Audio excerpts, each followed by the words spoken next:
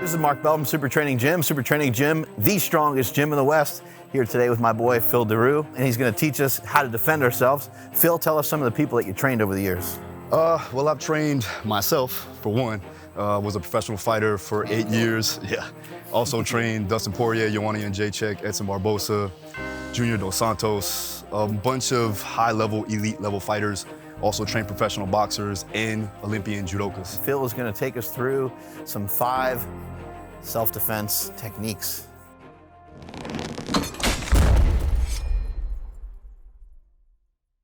I think that the main thing with me is that when you're talking about self-defense is trying to control the variables. The same thing in any fight, you want to make sure that you have control of distance, you have control of your surroundings. Especially in a street fight, you got to make sure that everything is accounted for. So if you're in a bar, you're in an alley, you're in a cage, either way, you have to make sure that you're in control of everything. So if Mark here is a very big dude, you know, a little bit bigger than me. So what I'm going to do is I need to make sure that I can, one, have the distance enough to not get hit if he does try to come after me.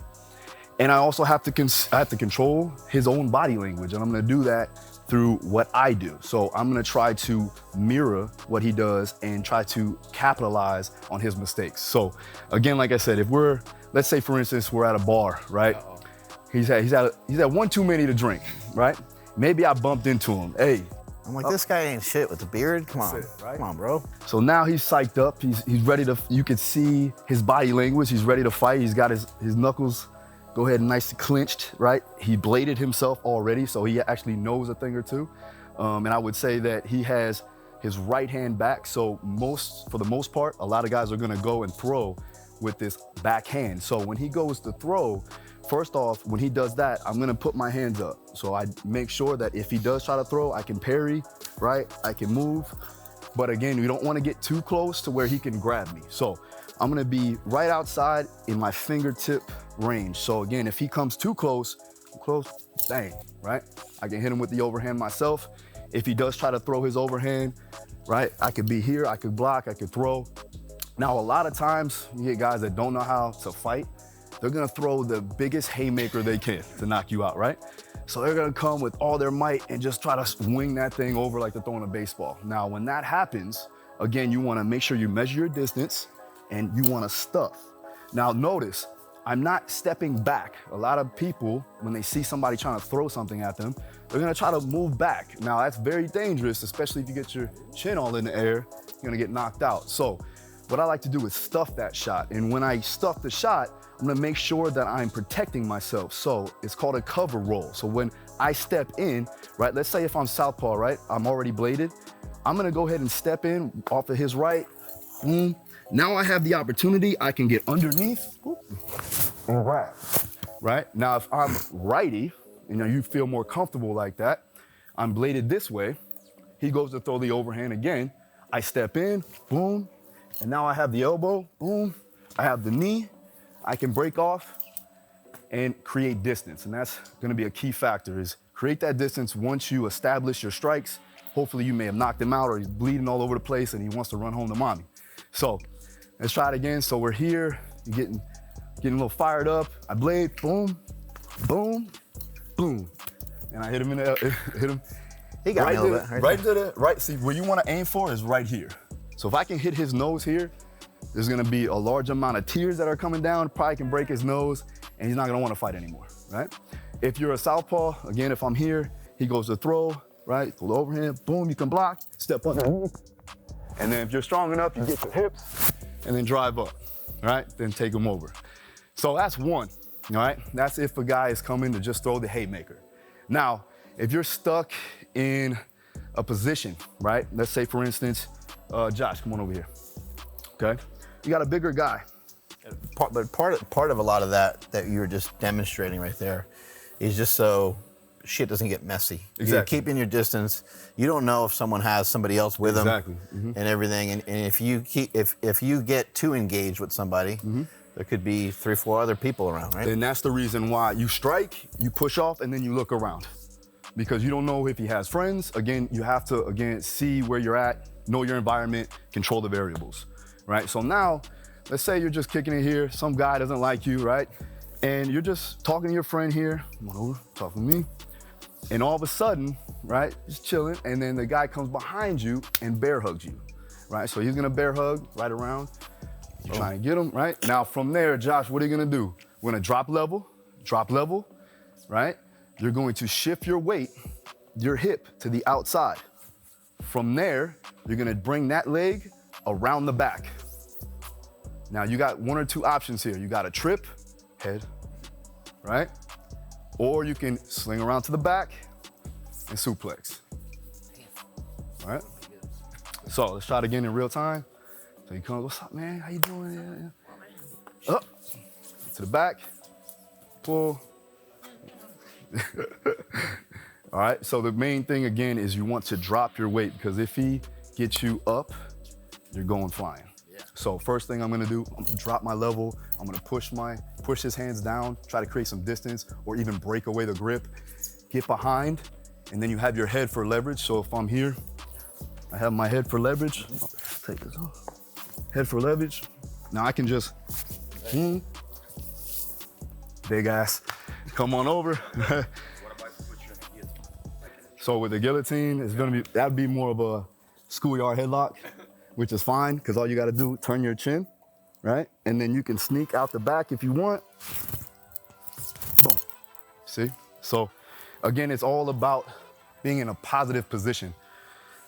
If he's back behind you and he lifts you up, it's obviously not a positive position, right? So we wanna drop level, again, get our hips at least to the side of him, right? So our hips aren't stacked like this, right? Saturday night, right? We wanna drop that level, boom. Now, if he's that high, that's gonna be even easier. Sometimes it's a little bit lower, so grab a little bit lower. Yeah, so a little bit lower than that. Yeah, so even here now, if he goes over under like that in that seatbelt, then I can take his hand and I can break the grip as I step back, right? And then from there, boom, then you wanna get your leg behind his leg because you'll have more leverage that way. That's number 2, all right? Number 3, all right? Now this one is what we've probably all been through in a school fight. One of the guys doesn't have the greatest hands, and maybe he's a football player, and he comes to try to tackle you. So what you're gonna do is, if you're standing here, you guys are arguing, all of a sudden, he goes to shoot in.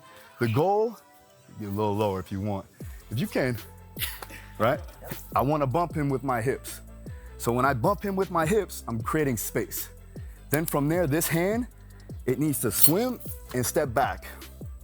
So again, if I'm here, I see he's coming for me, I'm gonna step back, boom, I'm gonna bump him with my hips and my chest if I need to, create space, boom, I can hit him with the elbow, boom, right?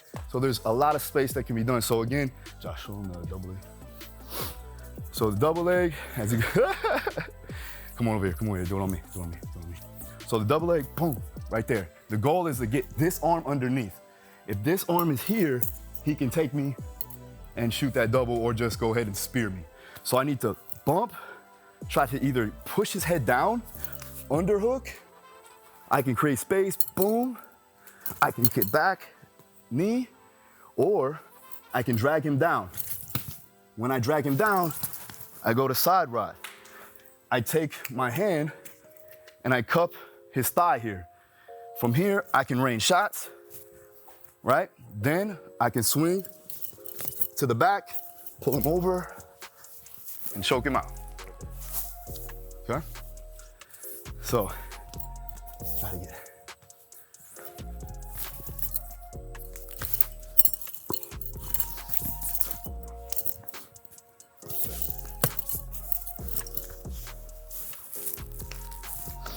Okay, now when you do the rear naked choke, come on over.